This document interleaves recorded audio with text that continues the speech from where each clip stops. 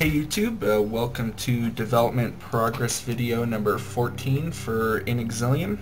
The past month, the majority of what I've been working on has been basically playing through the game and redesigning many of the levels and going through and balancing all the enemies and skills and items and stuff.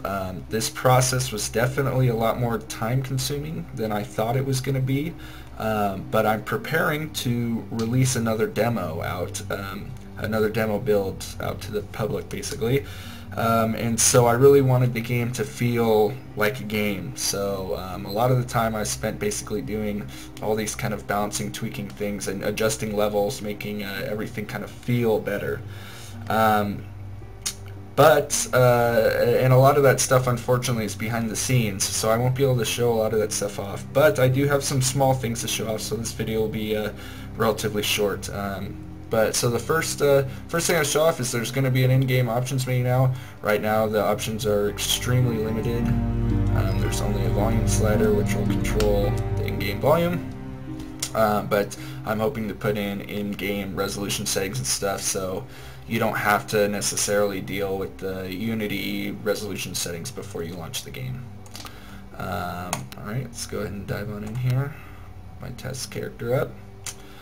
One thing you'll notice too is that I've put fading in and out of all the scenes, and same thing with sound. So in the previous builds, like when you transfer scenes, like the sound just cut and it just kind of it didn't sound that great. So anyway, I have sound fading now in and out of scenes, so just the transitions between maps and between the menu scenes and stuff is all pretty smooth now. Alright, one of the biggest kind of coolest things I'm going to show off are the new skill icons. So I got the artist who did the intro scene, which was the last video I posted. You can check that out if you missed it or if you're curious. He did all the art for all the kind of scenes in that intro sequence, and he created skill icons for all the skills. And I have to say I'm super happy with how they turned out. They are very impressive. Super impressed with this guy's work. So I think they look great. The next little thing I'm going to show off is I decided to put in health bars over all the enemies. I originally had health bars over enemies like a long time ago, probably more than a year ago I had them in there. And then one of the times when I kind of restarted the game from scratch, I've done that twice already, I forget which one, I kind of took them out. And I think from a design standpoint you could argue that it might be better without health bars over the enemies, but as I was playing through the game, I think it just feels right to be able to see, because the majority of the game is combat with enemies, so and they're not enemies that are necessarily easily killed, so it's pretty nice to be able to see kind of where you're at in certain with regards to like a boss or with regards to a big group of enemies and stuff. So anyway, that's back in there. And the kind of final little like effect thing I want to show off is I added just a little production value with a screen shake. So basically, if you cast or you deal damage with you deal over 40 damage. So you either hit over 40 damage or you do a spell that deals over 40 damage. Now the screen will kind of shake and rumble around, and I think it adds kind of a cool effect. It's nothing really spectacular, but it just adds kind of a little juiciness to the game, and I like it. I think it looks good. Alright, so that's all I can really show off. The other changes that I've done include many AI improvements, maybe not many, but definitely some AI improvements to the enemies and to bosses. I basically remade all the challenge, quote-unquote challenge levels for the forest and desert. So this green guy here's the forest, this yellow thing here's the desert, and so the challenge maps would basically be all of these ones up here for the forest, and likewise for the desert up here. There were a few maps up here that I haven't visited with this character yet, but so I basically went through and just redesigned all like them completely. And then, like I mentioned before, I spent a lot of time just going through and kind of balancing everything in the game. All the enemies, all the items, skills. It was time consuming. It was definitely more than I thought it was going to be. Alright, so this build right here that I'm playing is the build that I'm going to be sending to just a small group, a couple friends of mine, only like 3 or 4 friends. And they're hopefully going to play test it a little this week and be able to find maybe some other things and some bugs that I haven't found yet.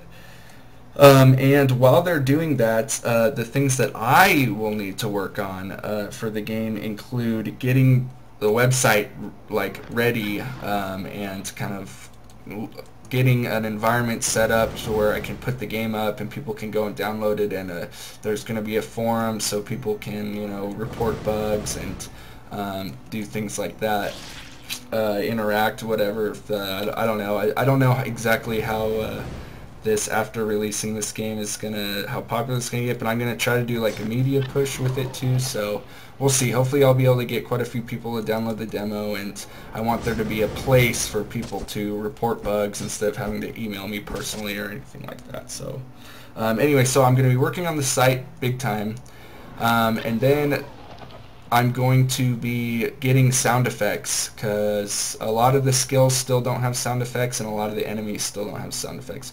Some of them do, and it's kind of crazy how, you know, little people think about sound effects, but they're actually like probably one of the most important things in creating a good game experience. I think almost even much more so than the music you have in the game.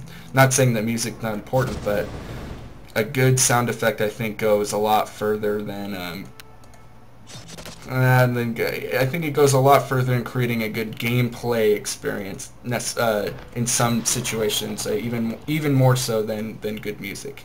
I might retract my opinion on that at a later time, but just from my experience, it seems that way. And then finally, I think my Christmas present to myself is going to be the Pro version of Unity. And one of the biggest reasons why I want to get that, not only for a ton of other benefits, but the main reason really why I want to get it is for static batching. Now this is a little more on the programming side of things, but let me go back to a map, back to the kind of crossroads map here.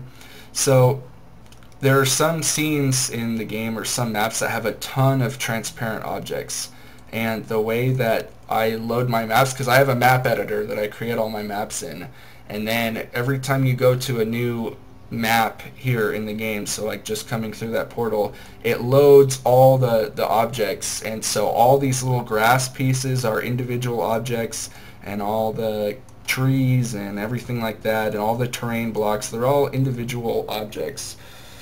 Now they're all instantiated at runtime, and they all have transparent materials, and the draw calls kind of get a little crazy when you have a bunch of transparent objects on the screen. So like right here you can see a bunch of grass and the trees and stuff like that. So what it does is it causes I don't know if you can see it right now, you might not just from the quality of the video, but what it does is it causes a little screen jitter, but then as soon as you kind of get to a point on the side of the map where not as many transparent objects on the screen, it really smooths out.